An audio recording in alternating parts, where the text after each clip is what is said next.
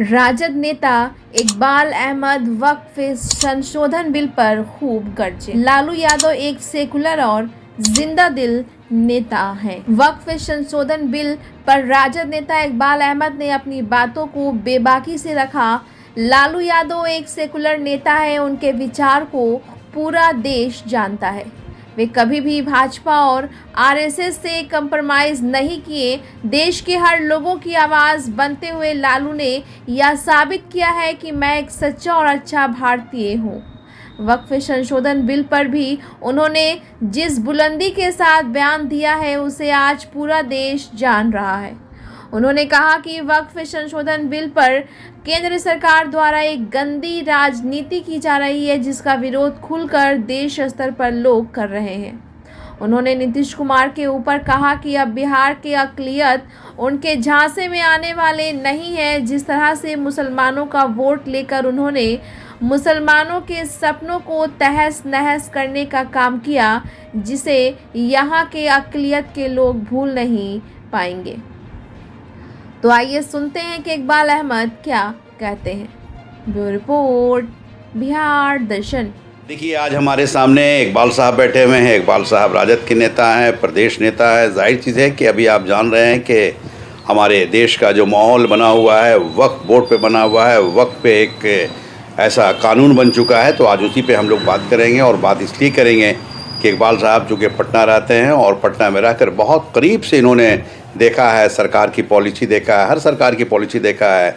इन्होंने अपनी सरकार की भी पॉलिसी देखी है। लेकिन अभी जो वक्त पे जो राजनीति चल रहा है, उस राजनीति की चर्चा पूरे देश में हो रही है। देश ही नहीं बल्कि विदेशों में भी चल रहा है। चूँकि वक्फ एक ऐसा चीज़ है, वक्फ एक ऐसा लफ्ज़ है कि वक्फ के पे जो कानून केंद्र सरकार ने लाया है उस पर इकबाल साहब का क्या कहना है मैं आपको सुना रहा हूँ। इकबाल साहब, सबसे पहले आप बिहार दर्शन के ऑफिस में आए। सबसे पहले आपका बिहार दर्शन ऑफिस में आपका खैर मकदम है, स्वागत है, वेलकम है। अभी हम लोग बात करेंगे वक्फ पे। वक्फ अमेंडमेंट बिल जो आया है इस पे हम लोग तस्करा करेंगे। इस पे आप क्या सोच रहे हैं? क्योंकि पटना में है, प्रदेश की राजनीति में है, राजद के साथ हैं, लालू जी के साथ हैं, तेजस्वी जी के साथ हैं, क्या कहेंगे आप? सबसे पहले मैं बिहार दर्शन का शुक्रिया अदा करना चाहता हूं कि बिहार दर्शन ने अपने प्लेटफॉर्म पर मुझे जगह दिया और इतने बड़े मुद्दा पर बात करने के लिए चर्चा हो रही है। निश्चित रूप से देश के अंदर में एक बहुत बड़ा चर्चा हो रही है। जिस तरह से बीजेपी मुसलमानों को लगातार कमज़ोर करने की साजिश रच रही है और कहीं ना कहीं साजिश में वो कामयाब भी हुई है। निश्चित रूप से जिस तरह से 370 का मामला आया तो देखा कि मुसलमानों जब रोड पर नहीं निकले तो फिर आगे उन्होंने 3 तलाक़ का मामला लाया। फिर उसके बाद CA/NRC का आपने मामला देखा कि लोग कितना रोड पर निकले, आंदोलन हुआ। शाहीन बाग का तो याद है, पूरे देश में था, सासाराम में भी धरना प्रदर्शन चल रहा था। तो बीजेपी मुसलमानों को हमेशा कमज़ोर करने की साजिश है, क्योंकि वो सॉफ्ट हिंदू की राजनीति करता है और उसको ये लगता है कि इसी को लेकर के हम अगर आगे बढ़ेंगे तो मेरी राजनीति ज़िंदा हो गया। लेकिन जिस तरह से जो सेकुलर छवि के 5 नेता थे उनको तो बीजेपी ने बलि का बकरा बना दिया, और बलि का बकरा ऐसा बनाया कि ना वो घर के रहे ना घाट के रहे। जैसे नीतीश कुमार जी का सेकुलर छवि था, अब मुसलमानों की नज़र में ख़त्म हो गया। चिराग पासवान का जो सेकुलर छवि था मुसलमानों की नज़र में ख़त्म हो गया। जयंत चौधरी का जो सेकुलर छवि था मुसलमानों की नज़र में ख़त्म हो गया। अजीत पवार का सेकुलर छवि था, अब मुसलमानों की नज़र में ख़त्म हो गया। मिस्टर नायडू का जो सेकुलर छवि था अब वो मुसलमानों की नज़र में ख़त्म हो गया। क्यों ख़त्म हो गया? क्या वजह है? जिस तरह से बीजेपी ने इन लोगों को ब्लैकमेल कर करके और जिस तरह साजिश के तहत जो चाह रही थी बीजेपी, इन लोग को कहीं ना कहीं जो मुस्लिम तुष्टीकरण जो इन लोग के ऊपर राजनीति करके वोट लेते हैं और वोट लेकर सरकार बनाना चाहते हैं, तो इसको तुष्टीकरण को ख़त्म करना चाहिए थी। कि ऐसा करना चाह रही थी कि इसको ऐसा अवॉइड करा दो मुसलमान से, ताकि हम जहाँ अब इसके बाद जहाँ हम चुनाव लड़े तो हमारी पार्टी जो है वो पूरे फुल फ्लेज में आ जाए। लेकिन ये इतना आसान नहीं है। इस देश में 30 करोड़ मुसलमान हैं। भले आप डंका बजाते रहिए कि मुसलमान 17 करोड़ है, सही से अगर सर्वे करा लिया जाए तो 30 करोड़ मुसलमान इस देश के अंदर में है। और मुसलमान जो है अमन और शांति का पैगाम देता है, भूल देता है। अभी आपने इलाहाबाद में देखा, इलाहाबाद में जो चल रहा था, बहुत बड़ा मेला चल रहा था, कुंभ मेला में ये लोग को इन लोगों को नज़र नहीं ना आता है। देखिए, कुंभ मेला में जो मुसलमानों ने वहाँ किया, मैं वहाँ के लोगों को तहे दिल से शुक्रिया अदा करता हूँ। जिस तरह से उन्होंने मस्जिद खोल दिया सोने के लिए, खाने का इंतज़ाम किया, और जो वहाँ ठहरे वो लोग ने भी उस जगह, पवित्र जगह का एहतराम किया। जब अज़ान नमाज होता था तो लोग बाहर आके बैठ जाते थे, और जैसे नमाज ख़त्म होता तो फिर वो अपनी जगह पर जाके चले जाते थे। यानी उसको ऐसे कहा जा सकता है कि गंगा जमुनी की जो तहसील हाँ, बिल्कुल बिल्कुल दिखने को मिला है। देखिए, मुसलमान जो है पता नहीं यहाँ क्यों लोग हैं ना मुसलमान को नफ़रत की नज़र से देखते हैं, लेकिन मुसलमान में हमको ऐसा नहीं लगता है। पता नहीं इनके सर पर जो मुसलमान टोपी पहनता है, क्यों इनसे है ना टोपी से इनको डर लगता है, ये समझ में नहीं आता। मुसलमान भी एक इंसान है, आप भी इंसान हैं, उसी विचारधारा के हैं। मैं आपको बता दे रहा हूँ कि जिस तरह से देश के लोग ने जो अपना जो बिगाड़ रहे हैं, आपसी भाईचारा को ख़त्म कर रहे हैं। हमारे पास 8 से 10 मरवाड़ियों ने फ़ोन किया ईद में। उन्होंने कहा कि भाई साहब, इस बार ईद में आप कपड़ा लेने नहीं आ रहे हैं, 15 रमज़ान हो गया है, तो आप तो हर साल आते थे और परिवार का कपड़ा लेते थे, तो कहीं हम लोग एक हैं, कोई हिंदू मुसलमान का कोई मामला नहीं है। हम आपके यहाँ आए, आप भी मेरे यहाँ आइए।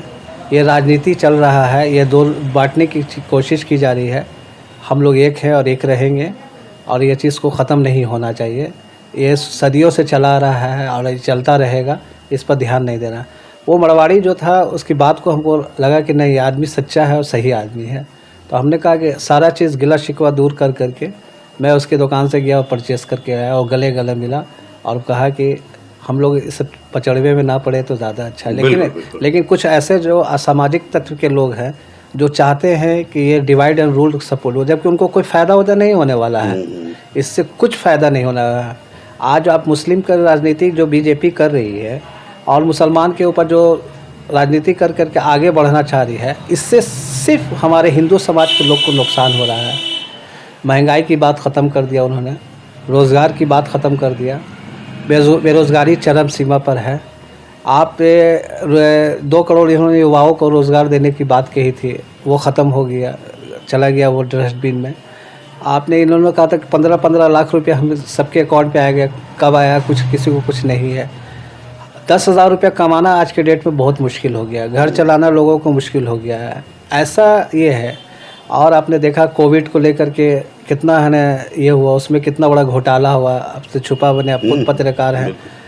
दूसरी बात है कि आपने देखा कि जिस तरह से थाली बजवा दिया, मोबाइल का रोशनी जलवा दिया कि कोरोना भाग जाएगा, ये सब। उसमें तो इन्होंने दिखाया है कि मेरी आवाज़ क्या है, मेरी एक आवाज़ से पूरा देश खड़ा हो जाता है। तो खड़ा हो गया, तो आज देश कहाँ जा रहा है आप देखिए।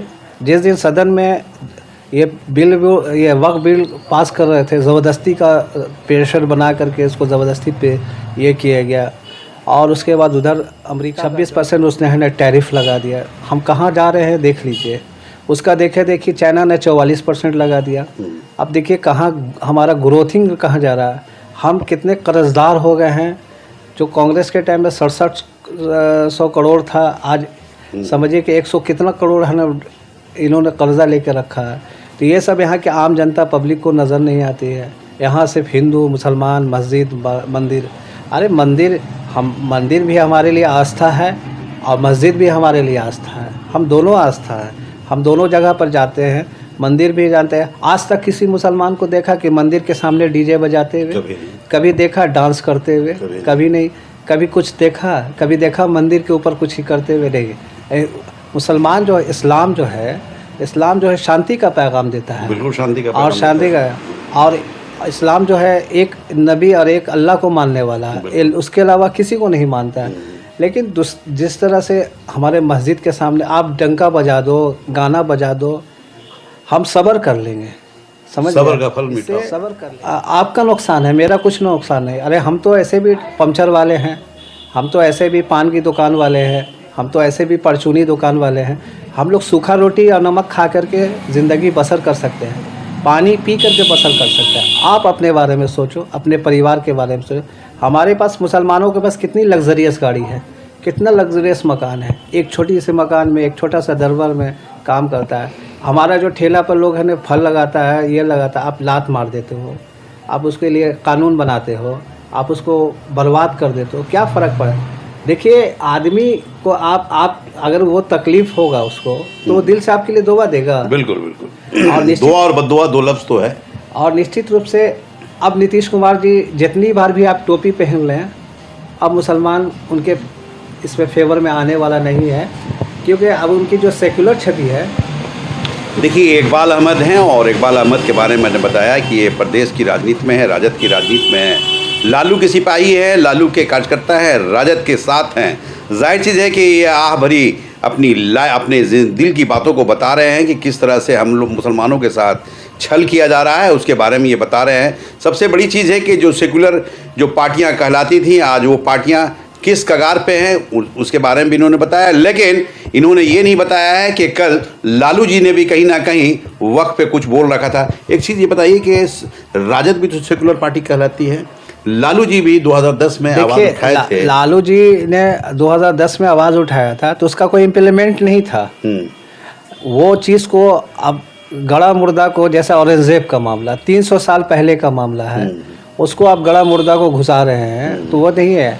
कुछ देखिए शब्द का वाणी होता है। जैसे एक बार जैसे कोई जो हमारे नेता हैं जो संसद में रहते हैं, तो जैसे उनकी कुछ बात चलती रहती है लेकिन ऑन रिकॉर्ड रहता है। तो लालू जी जब उस वक्त किए तो ऐसा तो ही था कि किसी ने कोई सपोर्ट किया और कोई दबाव गिरा, आवाज़ तो उठाए थे, आवाज़ उठाया था तो ठीक है, तो आवाज़ उठा, उसका कोई इम्प्लीमेंट तो नहीं ना हुआ।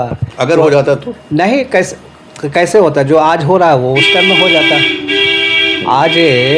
आज होता पुरानी चीज़ को आप निकाल करके और फिर उसको घुमाना चाह रहे हैं, टर्न अप करना चाहते हैं, टर्न अप होने वाला नहीं है। और जिस तरह से नीतीश कुमार जी जो अफ्तार पार्टी में टोपी, आपको ईद के त्यौहार में टोपी पहन करके, और टोपी तो हर पार्टी, और सुनिए ना, पहले सुन लीजिए, पर टोपी पहन करके, ईद मिलन के टोपी पहन करके, तो इस तरह का जो कहा था कि नीतीश कुमार को पर मुसलमानों का बहुत ज़्यादा भरोसा था। अब आप कहिएगा कल होकर के वो ये आप कहिएगा कि कब्रिस्तान हमने गिराया तो हमने वो किया। अरे भैया, हम भी तो टैक्स देते हैं, बिना टैक्स के तो हम रहते नहीं हैं। और हम जो टैक्स देते हैं उस हिसाब से हमारा उतना विकास नहीं है। अगर आपने 1% विकास करके हमारा वोट ले लेते हैं और हमारी छवि को आप बेचते हैं, तो आप कभी सोचा है? एक चीज़ बताइए, चूँकि आप एक राजनीतिक व्यक्ति हैं, पटना में रहते हैं, फुलवारी शरीफ में रहते हैं, इमारत शरिया पे अभी जो मामला हुआ है आप देख रहे हैं, पूरी दुनिया देखा है। इमारत शरिया चूँकि एक वज़नदार चीज़ थी, का मुसलमानों के बीच का एक बहुत बड़ा वो चीज़ था, लेकिन वहाँ भी कहीं ना कहीं राजनीति हो गया। इस पे क्या कहेंगे आप? ये हमारे समाज के लिए एक कलंक है। जिस तरह का जो घटना चक्र घटा, मैं फुलवारी शरीफ में रहता हूँ, मुझे भी फ़ोन आया था, मैं नहीं गया। मैं इसलिए नहीं गया कि मुझे अफसोस हुआ और रोना आया, और अपने आप पर रोना आया, और उन लोगों पर भी अफसोस हुआ इस बात का कि एक इदारा था जो इदारा पाक और साफ था, और जिस तरह से उन्होंने जिस तरह की जो घटना घटी, मैंने पहली बार वहाँ हमने देखा कि पुलिस आई थी, और जिस तरह से जो वहाँ तांडव चल रहा था, वर्चस्व के लोग लड़ाई लड़ रहे थे, मुझे अफसोस हुआ। आप एक चीज़ देख लीजिए, मैं शुरू से इसका विरोधी हूँ कि जितने टोपी वाले हैं उनको राजनीति में नहीं आना चाहिए, क्योंकि उनके ऊपर शब्द का चयन सही नहीं रहता है। और जितने पंडित और टाइप के लोग हैं उन लोग को राजनीति से हमेशा जो धार्मिक चीज़ों से जुड़े हुए, लेकिन लालच इतना बढ़ गया है लोगों में कि सब आदमी चाहता है कि हम जल्दी से कैसे आगे बढ़ जाए। अरे अल्लाह ताला ने और ऊपर वाले ने जो आपके मुक़द्दर में लिखा है वही होगा। अगर आपके, और ऐसे ऐसे बहुत लोग हैं, लेकिन हमको अफसोस इस बात है कि ये लोग इतना पैसे के पीछे क्यों भाग रहे हैं और इतना क्यों है ना ग्लैमर की दुनिया में ज़िंदा रहना चाहते हैं। अरे जब आप स्टेज पर जाके बोलते हैं कि हम एक नबी के मानने वाले, एक सुन्नत पर चलने, तो जब आप बोलते हैं, लोगों को बताते हैं, तो उसको इम्प्लीमेंट अपने ऊपर क्यों नहीं करते हैं? आप इम्प्लीमेंट क्यों नहीं करते हैं? आप अगर उससे क्यों, क्योंकि इदारा जो चलता है वो चंदा से चलता है, और हम आप लोग चंदा देते हैं तभी इदारा चलता है। और अब मेरे पैसा से आप सोचिएगा कि हम इससे भी आगे बढ़ चढ़ के हिस्सा ले लें, तो फिर तो अब एक बार अगर आपको कौम अगर नीचे गिरा देगा तो फिर तो आप उठने के लिए आप सोचिएगा। नहीं, वैसे भी देखा गया है कि मुस्लिम वोटर्स जिधर गए उनकी सरकार बनती है। देखिए, जिस तरह से अभी बिहार के अंदर में तेजस्वी यादव की ज़्यादा उम्र नहीं है, लेकिन जितना कॉन्फिडेंस लेवल तेजस्वी यादव को आया है और जिस तरह से अभी जान रहे हैं कि साजिश के तहत बीजेपी पूरे परिवार को फंसाने के लिए लगाया है, सिर्फ एक ही गलती है कि लालू जी ने सामाजिक न्याय की बात कर करके लोगों को जगाया। समाज के जो निचले पैदान पर लोगों को है कुर्ता पैजामा पहना करके उन्होंने राजनीति में लाया। भगवतिया देवी जैसे लोगों को टिकट दिया, मुन्नी रजक जैसे लोगों को एमएलसी बना दिया, सुरेश पासवान जैसे लोगों को विधायक। सुरेश पासवान जी गए थे अपना दरोगा की पैरवी, सिपाही की पैरवी करने के लिए लालू जी के पास, और वो कहे कि हमको नौकरी के लिए पैरवी के लिए गए थे उस टाइम में। तो लालू जी कहे तुम्हारा नाम क्या है? सुरेश पासवान। तो जाओ तुम विधायक का चुनाव लड़ोगे। तो घबरा गए, उनको टिकट दे दिया और वो औरंगाबाद के रहने वालों जीत गया, उनको विधायक बना दिया। तो लालू जी है, उसी का सज़ा आज लालू जी को और परिवार को मिला। अब रहा सवाल कि लोग लालू जी को बोलते हैं घोटालाबाज हैं। मैं उनसे पूछना चाहता हूं, एक मुख्यमंत्री का जो होता है दायित्व बहुत होता है और वो पूरे राज्य का मालिक होता है। फाइल इतनी पड़ी रहती है, कलम आप हमारे पीए हैं, आपने ऐसे फाइल खोला, सर ये चीज़ पर साइन करना है। अगर उसके पास उतना टाइम नहीं है कि पूरा वो कागज़ को पढ़े, समझ गए, आपको पीए को रखता है इसलिए कि उस पर भरोसा करता है। लेकिन अगर जिस तरह से जब सरकार जो नीतीश कुमार ये लालू यादव की जो बनी थी 90 में, तो जगन्नाथ मिश्रा के टाइम में सारे लोग थे और सब लोग वही ऑफिस में थे। उस टाइम में लालू जी नए नए आए थे, उस वक्त है कोई वो चेंजिंग नहीं हुआ और सारे लोगों ने जिस साजिश के तहत से लालू यादव को फंसाने का काम किया, आज उसी का वो शिकार बने हुए हैं। लेकिन हम लोग तो समझते हैं, पढ़े लिखे हुए लोग हम लोग समझते हैं, आज इसी विचारधारा को लेकर के उनके साथ जुड़े रहते हैं। इकबाल साहब, जैसा आप बता रहे हैं कि चारा घोटाले में लालू यादव को फंसाया गया है, तो आवाज़ उठाने वाले शिवानंद तिवारी जी है और शिवानंद तिवारी जी उस समय इनके खिलाफ आवाज़ उठाए, देखिए चारा घोटाले में फंसाने का काम किया, आज साथ हैं। अब उनको जब एहसास हुआ, जब उनको लगा, उस वक्त उनको लगा कि हुआ होगा, लेकिन जब उनको धीरे धीरे एहसास हुआ तो उन्होंने अपने गिल्टी फेल की और फेल कर करके उनको लगा कि नहीं, हमारी जो छवि है सेकुलर छवि और हमको प्रणाम करता है। तो उनको जब गिल्टी फेल हुआ तो फिर उन्होंने माफ़ी मांग करके फिर वो हमारी पार्टी में आने का कहा। राष्ट्रीय जनता दल जो है सामाजिक विचारधारा की पार्टी है, समाज के हर वर्ग को जगह देना चाहती है। नेता जो हमारे अभी तेजस्वी यादव हैं, ऐसा नहीं है कि सिर्फ मुस्लिम तुष्टीकरण की राजनीति कर रहे हैं। बहुत से लोग भ्रमित कर रहे हैं कि मुस्लिम तुष्टीकरण की राजनीति नीतीश कुमार वो तेजस्वी यादव कर रहे हैं, तो नहीं, ऐसा कुछ नहीं है। तेजस्वी यादव सबको हक देना चाह रहे हैं। मुसलमानों को भी जो 17% वोट है उस हिसाब से उनको भी हक मिलना चाहिए। जो उनके अति पिछड़ा और पिछड़ा वोट है, जिनका जितना परसेंटेज उस हिसाब से उनको टिकट मिलना चाहिए। और इस पर हमारी पार्टी काम कर रही है और तेजस्वी यादव जी काम कर रहे हैं। और जिस तरह से तेजस्वी यादव जी ने वक्फ बोर्ड के ख़िलाफ़ बढ़ चढ़ कर जो हिस्सा लिया, पूरे हिंदुस्तान में एक उनकी अच्छी छवि बन गई, हिंदुस्तान के पूरी दुनिया में एक अच्छी छवि बनी उन्होंने जो। और रहा सवाल कि नीतीश कुमार जी अब चाहे जितनी बार भी आप टोपी पहन ले, अब मुसलमान उनके झांसे में नहीं आने वाला है। और जिस तरह से कल बयान आया अशोक चौधरी का, साफ कहा है कि मुझको मौलवी और मौलाना की अरे भैया, ये बिहार है, बिहार इतना आसान नहीं होता है किसी का वोट लेना। वोट लेने के लिए बहुत सोचना पड़ता है। जितना आसानी से आप बोल देते हैं ना, जैसे आप एक मैं बता दे रहा हूँ, एक मिसाल दे रहा हूँ कि आप घर में रहते हैं ना, तो घर के गृहस्थी आपकी वाइफ देखती है, समझ गए। आप सब्ज़ी और चावल दाल ला के रख दिया, लेकिन पका के खिलाना ये बहुत बड़ी बात है, और खिला के बर्तन धोना ये सब सबसे बड़ी बात है। तो इतना आसान नहीं होता है बोलना। ललन सिंह ने तो बोल दिया। हाँ, तो बोलने दीजिए। ललन सिंह और संजय सिंह और संजय झा और ये आपको अशोक चौधरी, ये लोग तो है ना ले डूबे, जेडीयू को ले डूबे। जेडीयू कैसे? हाँ, अब कैसे तो दुनिया नहीं जान रही है क्या? बेवकूफ़ है, पत्रकार है नहीं जान रहा है। पत्रकार लोग पर वो जो है वो लोग, अरे भाई, उन्होंने तो यही कहा है कि हम लोगों को मौलाना और मौलवी की जरूरत नहीं। हाँ, तो समय आने पर उसका आम मुसलमानों को तो बोले नहीं। हाँ, तो भाई जो मौलाना है, जो मौलवी है, आप देखिए, हमारे लिए उनकी अहमियत बहुत ज़्यादा है।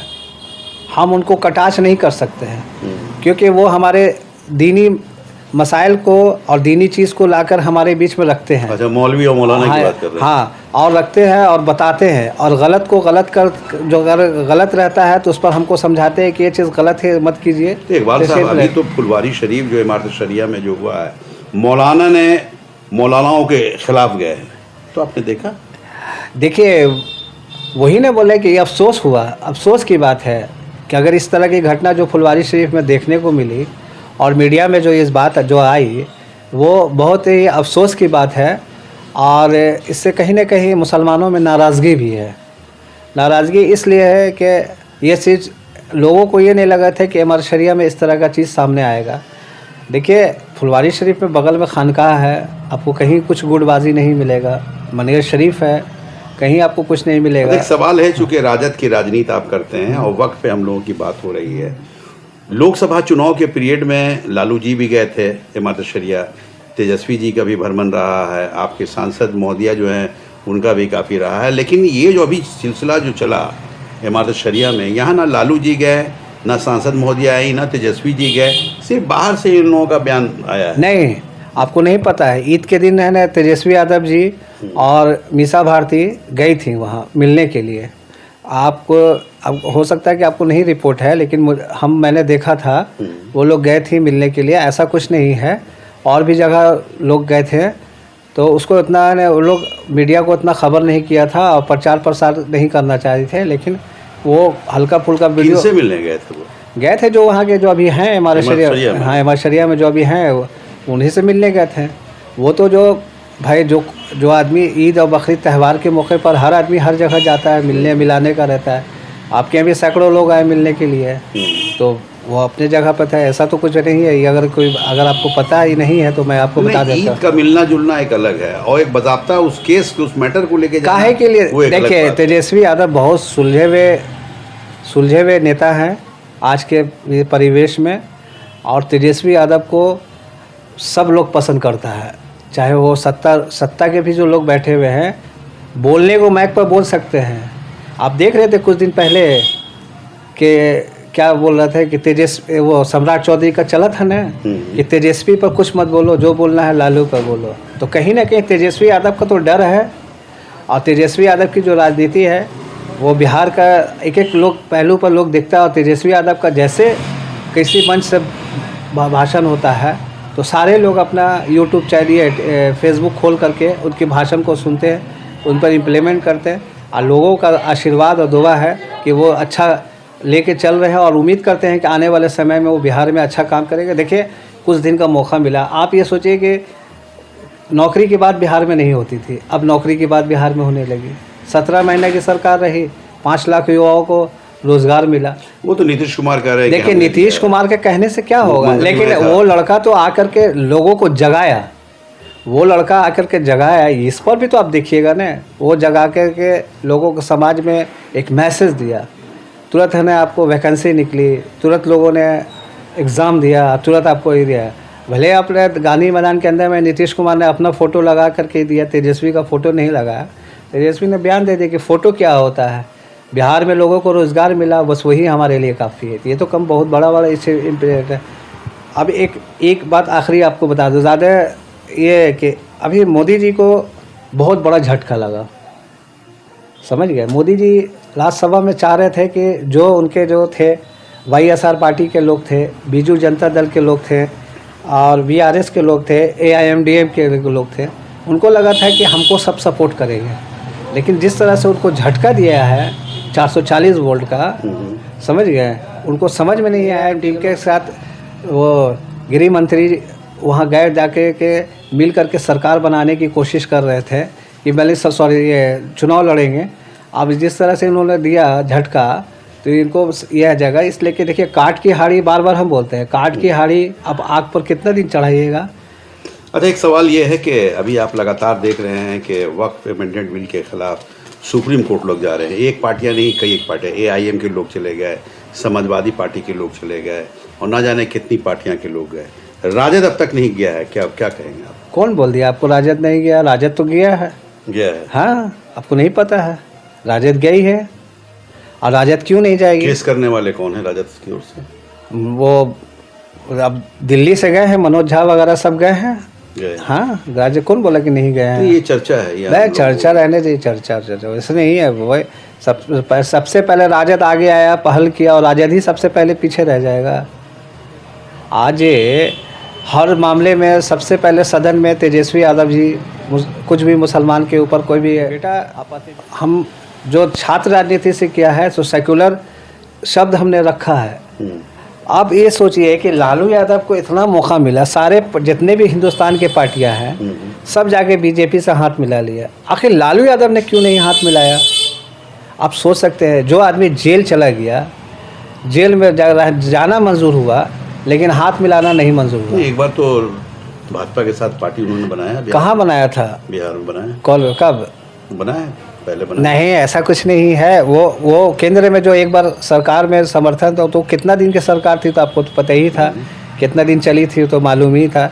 लेकिन जिस तरह से लालू यादव ने जो एक जो विचारधारा जो रखा, देखिए लालू यादव की एक ही उन लोगों को परेशानी है कि समाज के हर वर्ग को लेकर चलना चाहते हैं और समाज के हर वर्ग के लोगों को हिस्सेदारी देना चाहते हैं, लेकिन ये चीज़ उन लोगों को पच नहीं पा रहा है। नहीं, एक चर्चा तो है, एक चर्चा पूरे देश में है कि लालू जी अगर चारा घोटाला में नहीं फंसते तो महापुरुषों की लिस्ट में उनका नाम। आज भी महापुरुषों हैं, आज भी वो महापुरुष ही हैं, उससे कोई कम नहीं है। जो आदमी अभी ये देखा 4 दिन पहले उनकी कितनी तबीयत ख़राब हो गई थी, आनंद फानंद में चार्टर प्लेन से उनको है एम्स में ले जाया गया, लेकिन वहाँ ले जाने के बाद वहाँ से जब उनकी कुछ तबीयत ठीक हुई तो वहाँ से उन्होंने बयान दिया कि आपके आशीर्वाद हमारे साथ है, मैं ठीक हूँ, आप घबराइए मत। ये लालू यादव है, ये जिंदा दिल आदमी है, ये इसी को कहा जाता है जिंदा दिल आदमी। लालू यादव है कोई बन नहीं सकता है, आप चाहे जितना कुछ कर लीजिए, लालू यादव नहीं हो सकता।